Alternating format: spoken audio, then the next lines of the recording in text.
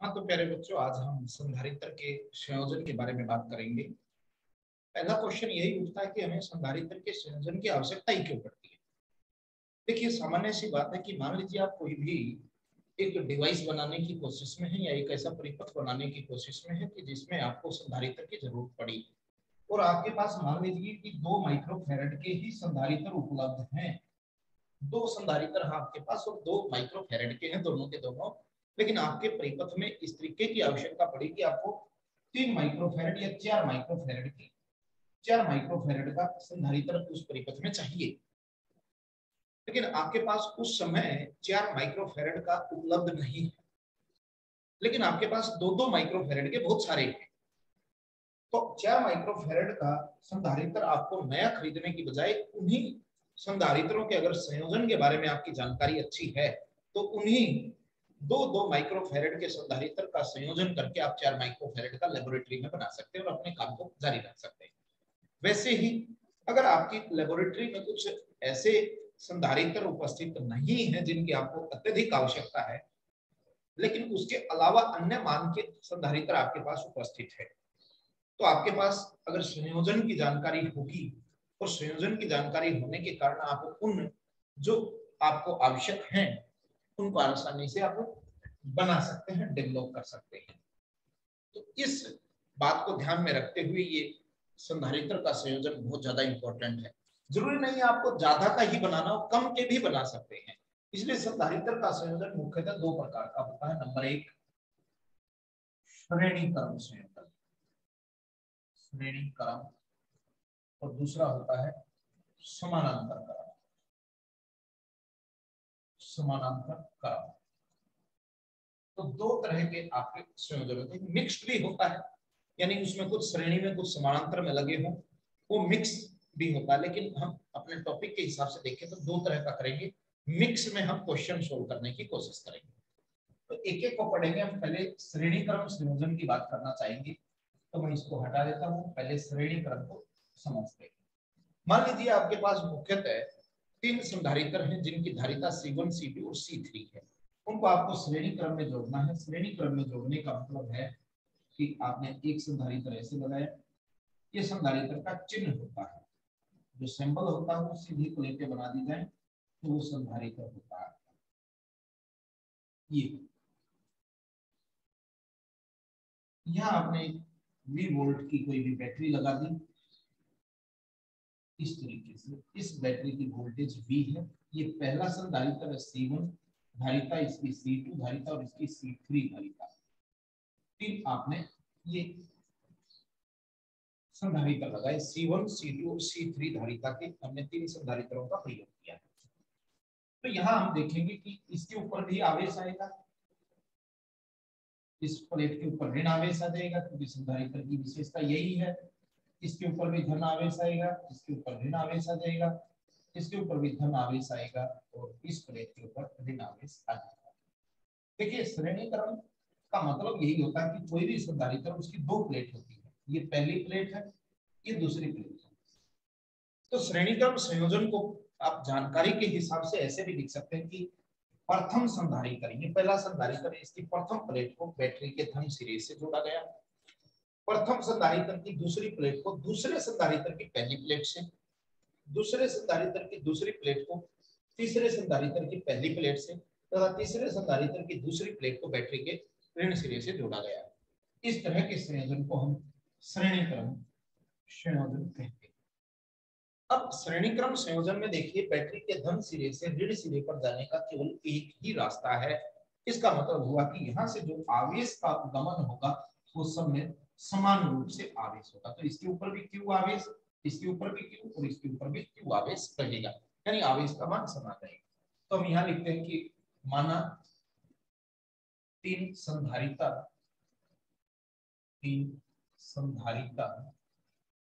जिनकी धारिता क्रमशः C1, C2, C3, इन्हें चित्रानुसार चित्र अनुसार V वोल्ट की बैटरी से V वोल्ट की बैटरी से श्रेणी क्रम में, कौन सा क्रम है ये, श्रेणी क्रम में संयोजित किया है, संयोजित किया है। इनको V वोल्ट की बैटरी से श्रेणी क्रम में संयोजित किया है। ध्यान रखना है, ये इंपॉर्टेंट बात मैं लिख दूंगा यहाँ। श्रेणी क्रम में प्रत्येक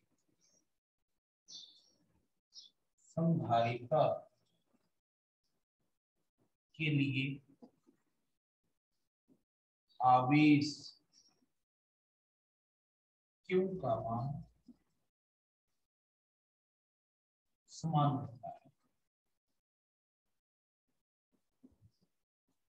आवेश का मान क्या रहेगा, समान रहेगा, परंतु वोल्टता भिन्न होगी, परंतु वोल्टता का मान भिन्न होगा। ये इंपॉर्टेंट बात है यहाँ कि बहुत इंपॉर्टेंट चीज है कि सबके लिए Q समान रहेगा, लेकिन इनकी वोल्टेज इसके लिए V1, इसके लिए V2, इसके लिए V3 है। यानी पहले संधारित्र की प्लेटों के मध्य विभवांतर V1, दूसरे के लिए V2, तीसरे के लिए V3। तो यहाँ लिखेंगे अतः इनके सिरों पर वोल्टता, सिरों पर विभवांतर क्रमशः V1, V2, V3 है। V1, V2, V3 है। अब हम जानते हैं कि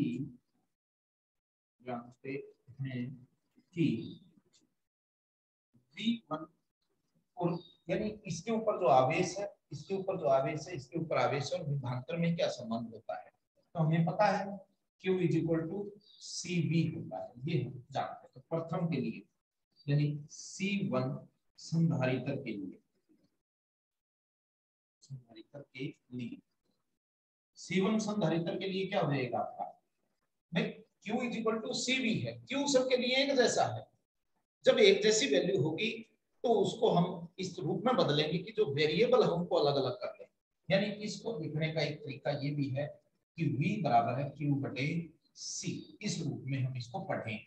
इस रूप में क्यों पढ़े, क्योंकि Q कांस्टेंट है और कांस्टेंट है तो उसको एक साइड रखना पड़ेगा। तो पहले के लिए क्या हो जाएगा, इसकी वोल्टेज V1 है, आवेश इस पे Q है और धारिता C1। C2 संधारित्र के लिए क्या हो जाएगा, V2 बराबर है Q/C2 और C3 संधारित्र के लिए V3 का मान क्या हो जाएगा, Q/C3। इस तरीके से हमने अलग अलग संधारित्र के सिरों पर वोल्टता का मान ज्ञात किया।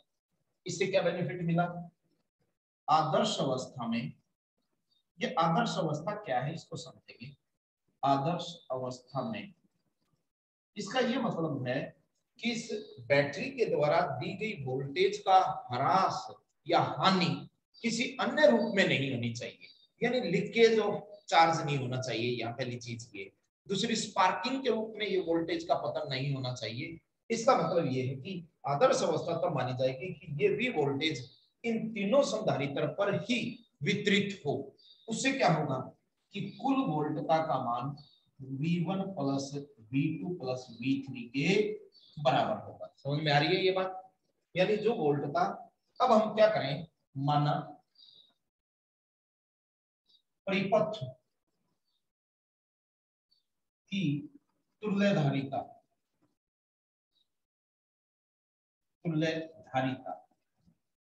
CEQ है या CS मान लो, CS है।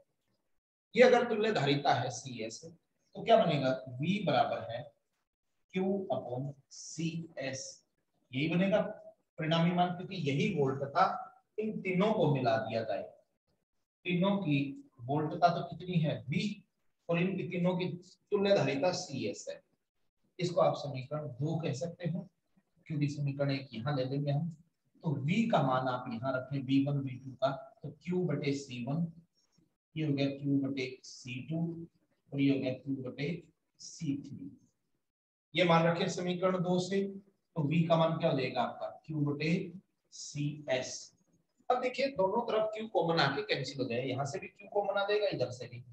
इसको क्या लिख सकते हैं, या हम ये कह सकते हैं 1/CS किसके बराबर हो गया, 1/C1, 1/C2 और 1/C3। ये धारिता बन गई। अब इसको हम यहाँ किस रूप में लिख सकते हैं, यहाँ इस रूप में लिख सकते हैं कि अतः तुल्य धारिता का सूत्र, तुल्य धारिता का सूत्र क्या हो जाएगा, 1/CS बराबर है 1/C1, 1/C2, 1/C3। रोचक बात ये है कि जो परिणामी धारिता का व्युत्क्रम है, देखिए इसकी परिभाषा ऐसे लिखूंगा, तुल्य धारिता के व्युत्क्रम का मान अलग अलग संधारित्र की धारिता के मान के व्युत्क्रम के योग के बराबर होता है, योग के बराबर होता है। ये इसकी परिभाषा है। अब इसका बेनिफिट क्या रहेगा, एक बार इसको नोट कर लें आप। इसको नोट कर लेंगे तो आपको थोड़ा सा समझ में आ जाएगा। अब देखिए मैं यहाँ इसको थोड़ा सा अलग तरीके से और समझाने की कोशिश करता हूँ कि मान लीजिए इसको न्यूमेरिकली देखिए कि आपको ऐसे दे दे कि ये संधारित्र 2 माइक्रोफेरेड का है, ये 3 माइक्रोफेरेड का है और ये 6 माइक्रोफेरेड का है। ऐसे दे दे क्वेश्चन में कि आपके पास निम्न रूप से ये संधारित्र दे रखे हैं, एक 2 का, एक 3 का और एक 6 का। ये पूछ ले कि तुल्य धारिता ज्ञात करो, तुल्य धारिता। तो तुल्य धारिता का फॉर्मूला लगा देंगे, ये रहा 1/CS बराबर है 1/2 माइक्रो, 1/3 माइक्रो और 1/6 माइक्रो। ऐसे ही लगाएंगे C1 C2 की वैल्यू और इसका एलसीएम ले लेंगे।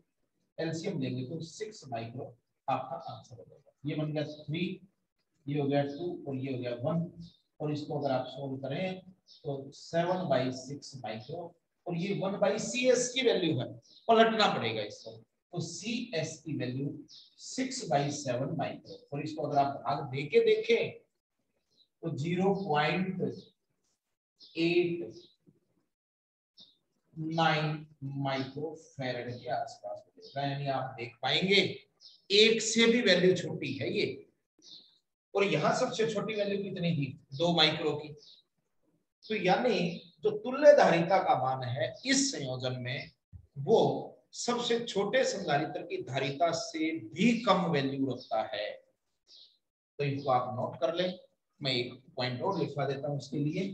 तो इसके लिए एक पॉइंट मैं यहाँ लिख देता हूँ, यहाँ इंपॉर्टेंट पॉइंट लिख देता हूँ। दूसरी इंपॉर्टेंट बात यह है कि श्रेणीकरण संयोजन में, ये आप नोट करेंगे, श्रेणीकरण संयोजन में तुल्य धारिता का मान, तुल्य धारिता का मान परिपथ में लगे सबसे छोटे मान के संधारित्र से भी, संधारित्र की धारिता से भी छोटा मान प्राप्त होता है। का मान प्राप्त होता है। क्लियर होगी बात? बहुत इंपॉर्टेंट चीज है और यही है, आपसे क्वेश्चन पूछ ले कि संधारित्र जो है उसका श्रेणी क्रम का उपयोग क्यों करते हैं, तो ये कारण है कि आप परिपथ में छोटे से भी छोटा, यानी जो आपके पास संधारित्र उपलब्ध है उनसे भी अगर अल्प मान प्राप्त करना हो तो श्रेणी क्रम संयोजन का प्रयोग करें। इसका आप स्क्रीनशॉट ले लें, लिखिए इसको अच्छे से, साफ तरीके से इसको समझें। अब मैं दूसरा पढ़ाता हूं आपको, समानांतर। हटा दो इसको मैं हटा देता हूं। दूसरा संयोजन हम पढ़ते हैं समानांतर क्रम संयोजन। पहले मैं चित्र बनाऊंगा, यहाँ शब्द लिख दूंगा, तो दूसरा है नंबर 2 पे समानांतर क्रम संयोजन। समानांतर क्रम, और इसी को पार्श्व क्रम भी बोलते हैं, ये बात भी ध्यान रखें। कई बार पार्श्व क्रम लिखा मिल सकता है। तो पहली लाइन में आपको कोई बदलाव नहीं करना, बैटरी से यहां लिख देना समानांतर क्रम में जुड़े। एक शब्द यहां परिवर्तित करेंगे समानांतर क्रम में, तो 20 वोल्ट की बैटरी से समानांतर क्रम में जुड़े। दूसरा, यहां ध्यान रखेंगे कि जो इंपॉर्टेंट बात है कि इस क्रम में यानी समानांतर क्रम में प्रत्येक संधारित्र के लिए विभव का मान, ये बात ध्यान रखनी है, विभव V का मान समान रहता है, परंतु आवेश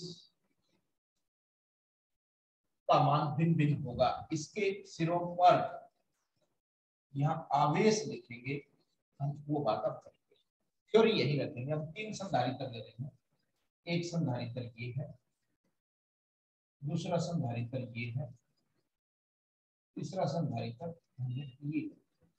3 संधारित्र लिए, ये C1 धारिता का है, ये C2 का है और ये C3 का है।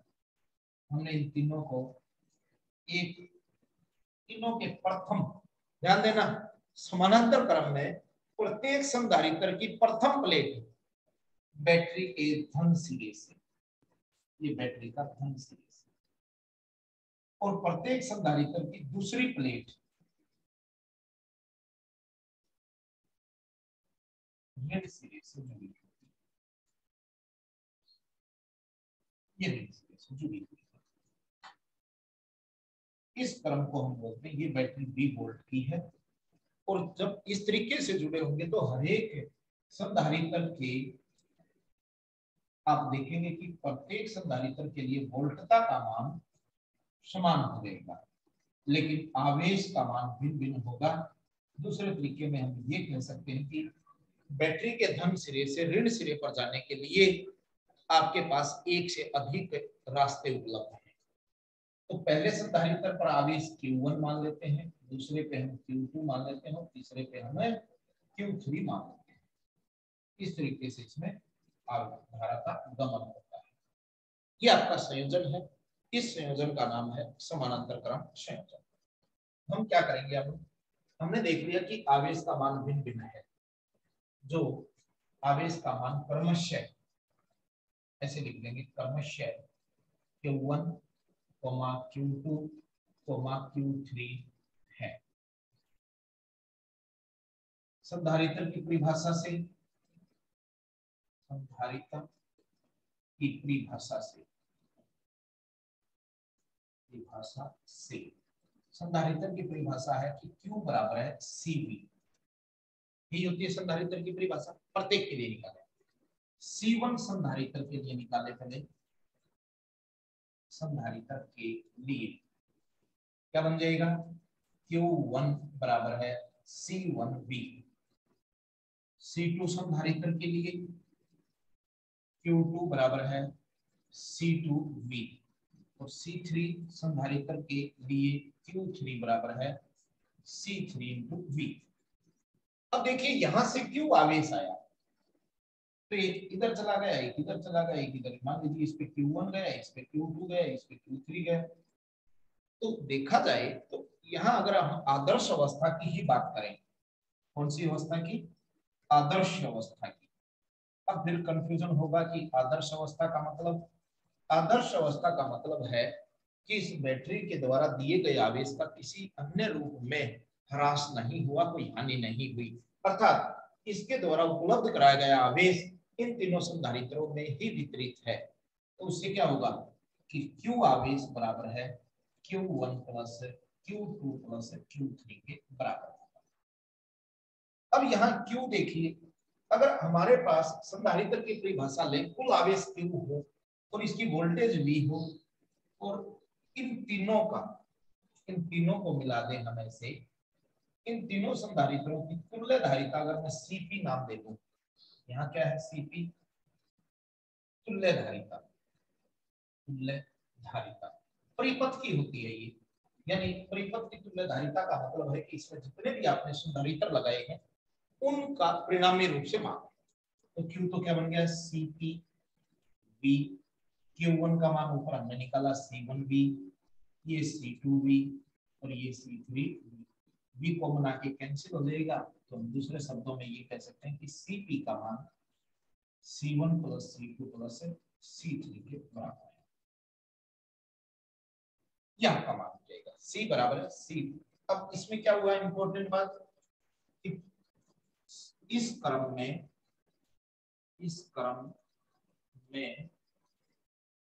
तुल्य धारिता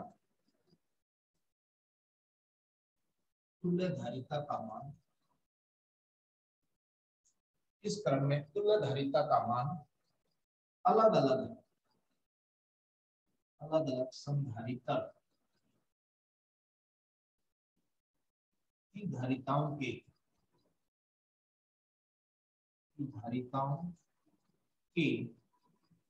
बीजगणितीय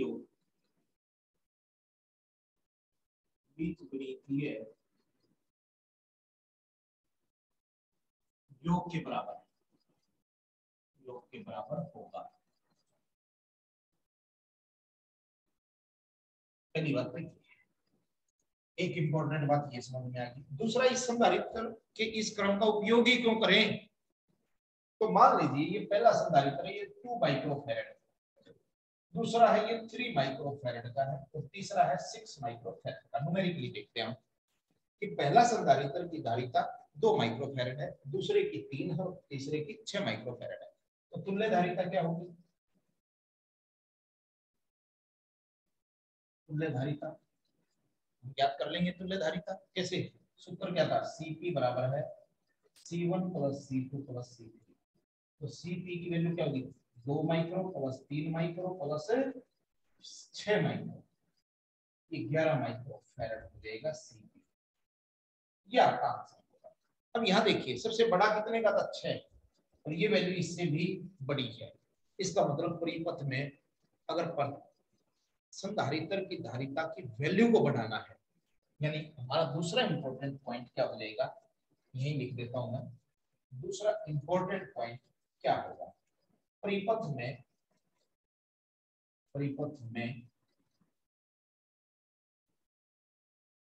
धारिता का मान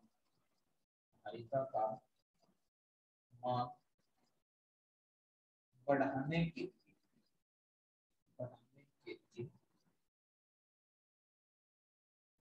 पार्श्व या समानांतर क्रम का प्रयोग करते हैं।